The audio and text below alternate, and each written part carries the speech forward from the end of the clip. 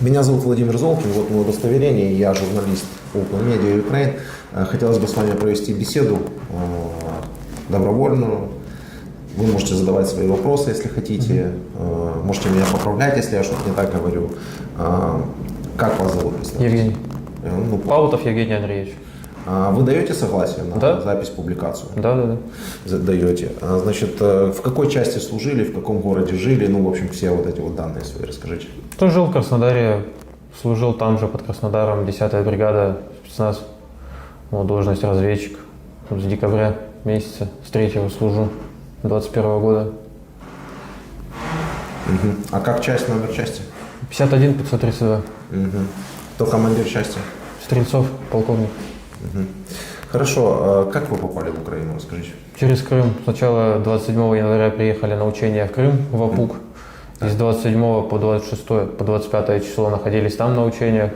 И 26 числа пересекли границу вот, через Крым. Понимали уже, что происходит в Украине, когда пересекали границу? Ну, когда уже пересекли, да. А до этого? Ну, до этого нет, у нас за дня 4, за 3 телефоны все позабирали. Угу. И то есть так уже только по слухам. Когда попали в Украину, что вы поняли? Ну, увидели, вот, когда только проехали границы, вот эти посты, вот, разрушенную технику, сгоревшую, получается, всю дорогу. Сколько российскую? Ехали, да. Сколько ехали, постоянно техника сгоревшая стояла, вот, особенно понтоны, мотолыги. Вот ехали когда до первого населенного пункта, где стояли военные, вот, уже поняли, что тут происходит. В населенном пункте останавливались в каком-то?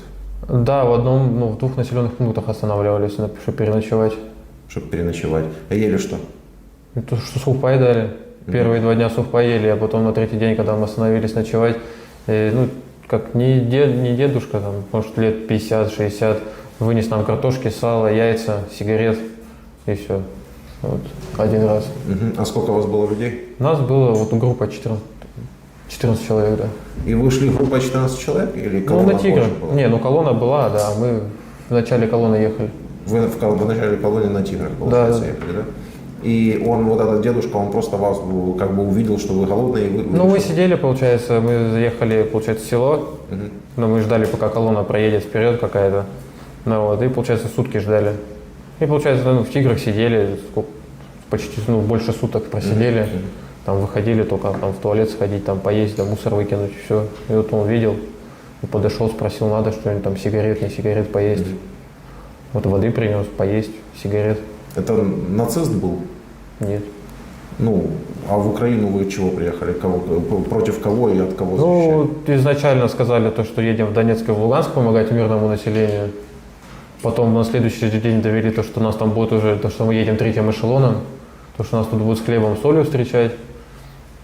А потом уже непосредственно, когда сюда заехали, уже сказали, то, что едем в Одессу. А для чего? Зачем? Уже никто ничего не объяснял.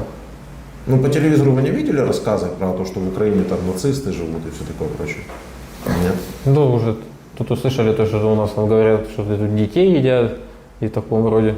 Детей едят? Было, да. И детей, и снихирей, и мальчиков распинали, и все что угодно. Только ничего из этого ни слова правды не было, конечно, на самом деле. Покажите руку, что у вас с рукой. Рука здесь ожог, то есть рука сама по себе не рабочая. Это не обязательно, вы можете показать, уже раз начали. Да. Тут пуля зашла, здесь вышло ранение. То есть это не во время пыток, да? Не. Никто не пытал меня. Хорошо. Вы останавливались в населенных пунктах. Дальше, вот вы поели картошки, там сало вам вынесли, дальше вы есть хотите, что дальше? Чем питались? Да все, у нас уже потом на следующий день уже в плену оказались. Это какого числа получилось? Это получается, 26-го мы заехали, 27-го мы первый раз остановились. И, получается, 2 числа нас уже все, в плену уже были. 2 числа? 2 числа. Это 3 дня? 3 дня. 4. В общем, заехали 4, получается. Ага. И как разбили вас? Получается, ехали в начале колонны, 2 «Тигра» нас осталось. Командир уехал ночью, пока мы двигались, там кого-то увез обратно на территорию России. И, получается, мы остались 2 «Тигра». И ехали, сопровождали колонну. Получается, ехали мы спереди, и колонна сзади нас где-то, может, километр, 800 метров. двигалась. Мгм. Вот. И, получается, мост проехали возле Николаевской области где-то, и уже увидели блокпост, Мгм. ну, а нам, команда, нам в контакт нельзя вступать. Ну, то есть, если что, то мы разворачиваемся, уезжаем. То есть, мы так увидели что-то, да, и развернулись, пошли, доложили, и все. Там уже дальше говорят, что делать. А получается, увидели блокпост, только собрались назад разворачиваться, начали задом сдавать. Видим то, что техника на мост заезжает, и мост подорвали, и все, и начали колонну там бомбить.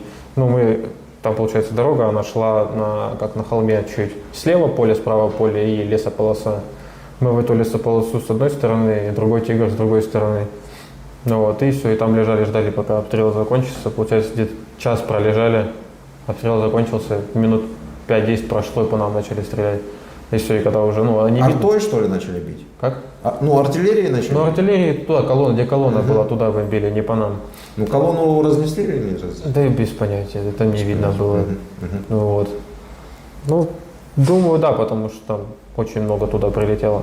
Вот. И минут 5-10 прошло, начали по нам стрелять. А не видно там эти сухие ветки, где-то, ну вот, по плечо, может.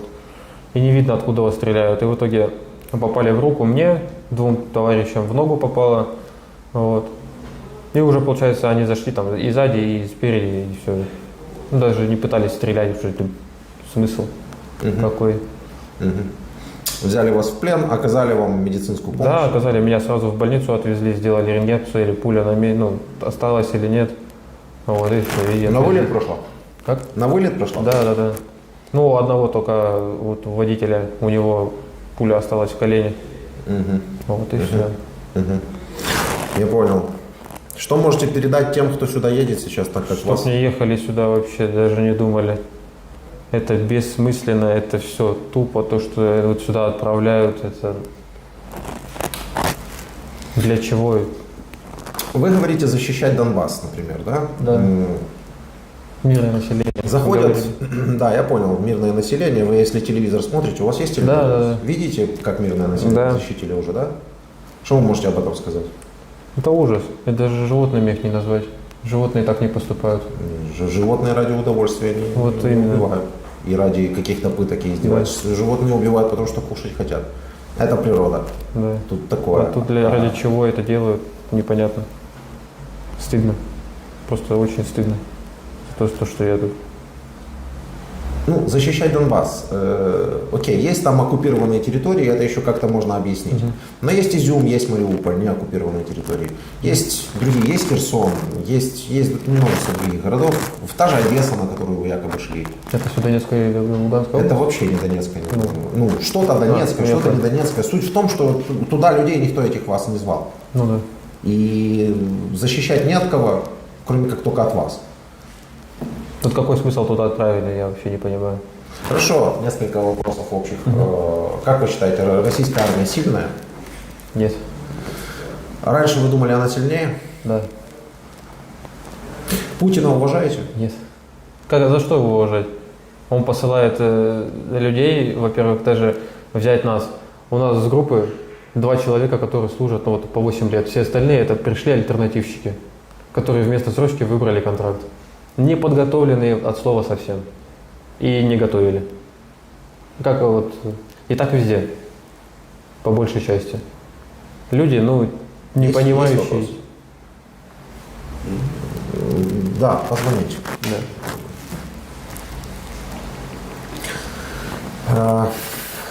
Что такое русский мир? Я здесь первый раз услышал это. Первый раз здесь услышал. Странно. У нас как-то об этом явлении больше слышно, чем у вас. Какие ходили слухи, разговоры между вами там про то, как быстро вы хотите что захватить? Ну, что-то только вот в Инстаграме то, что было постоянно, то, что там за один день они хотели Киев взять, еще дойти до Киева. А этот дурачок, который в Инстаграме нам в отель звонил, он где, не знаете? Это кто? Ну, там дурачок был, какой-то из штатный российский военный, который звонил, столики заказывал на 23 ну, февраля. слышал, да, это не знаю, кто это. Ну, слышал. Кто такой Кадыров? То это чеченский. Чеченский кто? Ну, как мэр, то Президент Ну, Чечни. типа глава Чечни. глава Мэр республики. Мэр Чечни.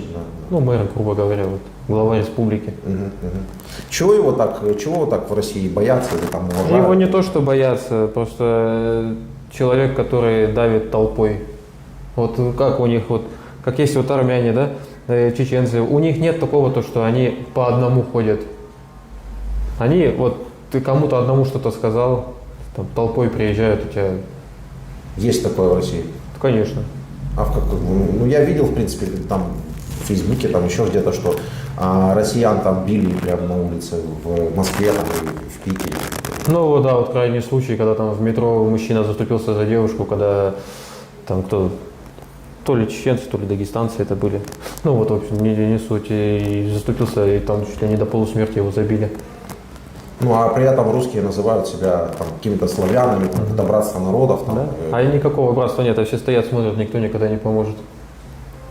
Нет, а как типа уважающие себя там такие славяне, чуть ли не арийцы, могут чуть ли не челом бить перед каким-то чеченцем, который к тому же предатель своего народа.